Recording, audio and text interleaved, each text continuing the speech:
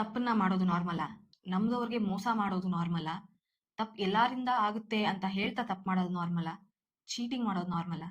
ಯಾಕೆ ಈ ಪ್ರಪಂಚದಲ್ಲಿ ಎಲ್ಲಾನು ನಾರ್ಮಲೈಸ್ ಮಾಡ್ತಾರೆ, ಎಲ್ಲಾನು ಜನರಲೈಸ್ ಮಾಡ್ತಾರೆ? ತಪ್ಪನ್ನ ತಪ್ಪಂತ ಯಾಕೆ ಹೇಳೋದಿಲ್ಲ? ತಪ್ಪಾಯ್ತು, ನಾವು ಮನುಷ್ಯರು ಅಂತ ಯಾಕೆ ಈ ಕಾರಣನ ಕೊಡ್ತಾರೆ? ನಿಮ್ಗೂ ಕಾರಣಗಳು ಗೊತ್ತಾಗ್ಬೇಕಾ? ದಯವಿಟ್ಟು ಈ ವಿಡಿಯೋನ ಪೂರ್ತಿ ನೋಡಿ. ನಿಮ್ಗೆ ಅರ್ಥ ಆಗದಿರೋ ಕಹಿ ಸತ್ಯಗಳನ್ನ ನಾನು ಇವತ್ತು ನಿಮ್ಗೆ ಅರ್ಥ ಮಾಡಿಸ್ತೀನಿ. ಎಲ್ಲರಿಗೂ ನಮಸ್ಕಾರ. ನಾನು Monika Narayana Swamy, psychologist, reiki practitioner and hypnotherapist. Welcome back to my channel. ನಮ್ಮ ಪುರುಷ ಸಮಾಜದಲ್ಲಿ ಗಂಡಸರಿಗೆ ಜಾಸ್ತಿ ಸ್ವಾತಂತ್ರ್ಯ ಸಿಗುತ್ತೆ. ಅವ್ರು ಏನೇ ತಪ್ಪನ್ನ ಮಾಡಿದ್ರು ಸಮರ್ಥನೆ ಮಾಡ್ಕೊಂತ ಹೋಗ್ತಾರೆ. ಇದಕ್ಕಾಗಿ ಅವರಿಂದ ಜಾಸ್ತಿ ತಪ್ಪುಗಳು ಆಗುತ್ತೆ. ನನ್ನ ಸೆಕೆಂಡ್ ಪಾಯಿಂಟ್, ಡಬಲ್ ಸ್ಟ್ಯಾಂಡರ್ಡ್ಸ್ ಇನ್ ಮೊರಾಲಿಟಿ. ಪ್ರಪಂಚದಲ್ಲಿ, ಸಮಾಜದಲ್ಲಿ ಗಂಡಸರಿಗೆ ಒಂಥರ ನ್ಯಾಯ, ಹೆಂಗಸರಿಗೆ ಬೇರೆ ತರ ನ್ಯಾಯ. ಗಂಡಸರು ಏನೇ ತಪ್ಪು ಮಾಡಿದ್ರು ಅವ್ನ್ ಗಂಡಸ್ ಬಿಡು, ಅವ್ರಿರೋದೇ ಆ ತರ, ಅವ್ರ ನಮ್ಮ ಮಾತು ಕೇಳೋದಿಲ್ಲ, ಎಷ್ಟೇ ಹೇಳಿದ್ರು ಗಂಡಸರು ಹಾಗೆ ಇರ್ತಾರೆ, ಈ ತರ ನಾರ್ಮಲೈಸ್ ಮಾಡ್ಕೊಂತಾ ಬಂದಿದ್ದಾರೆ. ಇದರಿಂದ ತುಂಬಾನೇ ತಪ್ಪುಗಳಾಗುತ್ತವೆ. ಅದೇ ಹೆಂಗಸರಿಗಾದ್ರೆ ಅವ್ರಿಗೆ ಬೇರೆ ತರ ನ್ಯಾಯ ಇರುತ್ತೆ.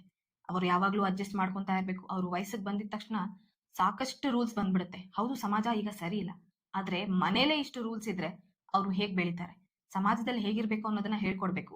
ಆದ್ರೆ ಮನೇಲೆ ಕಟ್ ಹಾಕಿದ್ರೆ ಅವ್ರು ಉಸಿರಾಡೋದಾದ್ರೂ ಹೇಗೆ? ಅವ್ರಿಗೆ ಒಂಥರ ನ್ಯಾಯ ಬಿಟ್ಟು, ಇವ್ರಿಗೆ ಒಂಥರ ನ್ಯಾಯ ಬಿಟ್ಟು, ಹೆಣ್ಣನ್ನ ಕ್ಷಮೆಯಾದರಿತ್ರಿ ಅಂತಾರೆ, ಫರ್ಗಿವ್ ಮಾಡ್ಬೇಕಂತಾರೆ, ತಾಳ್ಮೆ ಅಂತಾರೆ, ಸಾಕಷ್ಟು ಭೂಮಿ ತಾಯಿ ಅಂತಾರೆ.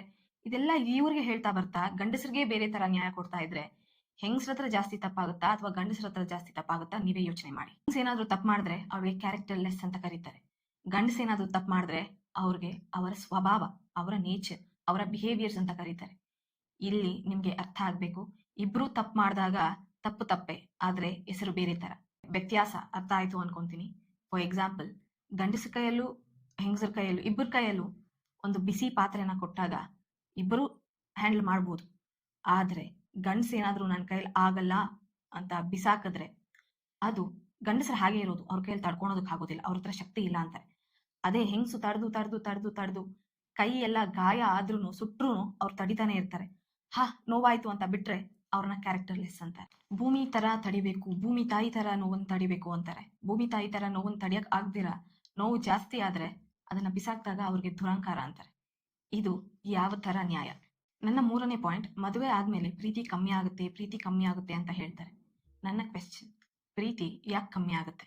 ಆಬ್ವಿಯಸ್ಲಿ ಸ್ಟಾರ್ಟಿಂಗ್ ಅಲ್ಲಿ ಹೊಸಬರನ್ನ ಮೀಟ್ ಮಾಡಿದಾಗ ಅಥವಾ ಹೊಸಬರನ್ನ ಗೊತ್ತಿಲ್ದಿರೋರವ್ರನ್ನ ಮದುವೆ ಆದಾಗ ಮಾತಾಡೋದಕ್ಕೆ ಸಾಕಷ್ಟಿರುತ್ತೆ. ಮಾತೆಲ್ಲ ಮುಗಿದ್ಮೇಲೆ ಮಾತಾಡೋದಕ್ಕೆ ಏನು ಇರೋದಿಲ್ಲ. ಹಾಗಂತ ಪ್ರೀತಿ ಕಮ್ಮಿ ಆಗುತ್ತಾ? ನಿಮ್ಗೇನ್ ಅನ್ಸುತ್ತೆ ಅದನ್ನ ಕಮೆಂಟ್ ಮಾಡಿ. ಪ್ರೀತಿ ಕಮ್ಮಿ ಆಗೋದಲ್ಲ, ಇಂಟ್ರೆಸ್ಟ್ ಕಮ್ಮಿ ಆಗುತ್ತೆ. ಹೊಸಬ್ರ ಹತ್ರ ಯಾರ ಹತ್ರ ಬೆರೆತಾಗ್ಲೂ ನಮ್ಗೆ ಅವ್ರ ಬಗ್ಗೆ ತಿಳ್ಕೊಳೋದಕ್ಕೆ ಇಂಟ್ರೆಸ್ಟ್ ಇರುತ್ತೆ, ಅವ್ರ ಜೊತೆ ಬೆರೆಯೋದಕ್ಕೆ ಇಂಟ್ರೆಸ್ಟ್ ಇರುತ್ತೆ. ಕೆಲವು ದಿನಗಳ ಆದ್ಮೇಲೆ ಇಂಟ್ರೆಸ್ಟ್ ಹೋಗುತ್ತೆ. ಹಾಗಂತ ನಿಯತ್ತು, ನಂಬಿಕೆ ಕಮ್ಮಿ ಆಗ್ಬಾರ್ದು.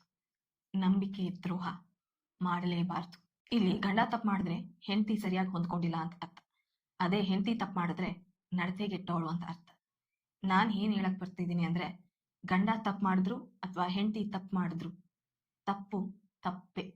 ಇಲ್ಲಿ ಅವರವರ ಬಗ್ಗೆ ಸಮರ್ಥನೆ ಮಾಡೋದು ಬೇಡ.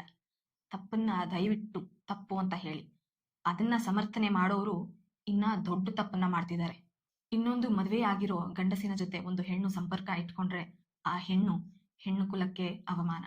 ಹಾಗೆ ಇನ್ನೊಂದು ಮದುವೆ ಆಗಿರೋ ಹೆಣ್ಣಿನ ಜೊತೆ ಒಂದು ಗಂಡು ಸಂಪರ್ಕ ಇಟ್ಕೊಂಡ್ರೆ ಅವರು ಗಂಡು ಕುಲಕ್ಕೂ ಅವಮಾನ.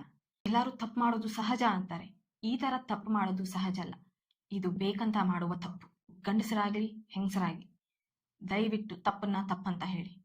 ಅದರ ಬದಲು ಸಮರ್ಥನೆ ಮಾಡೋದು, ವಾದ ಮಾಡೋದು ಸರಿಯಲ್ಲ. ನನ್ನ ಮಾತುಗಳು ನಿಮ್ಗೆ ಅರ್ಥ ಆಗಿದೆ ಅನ್ಕೊಂತೀನಿ.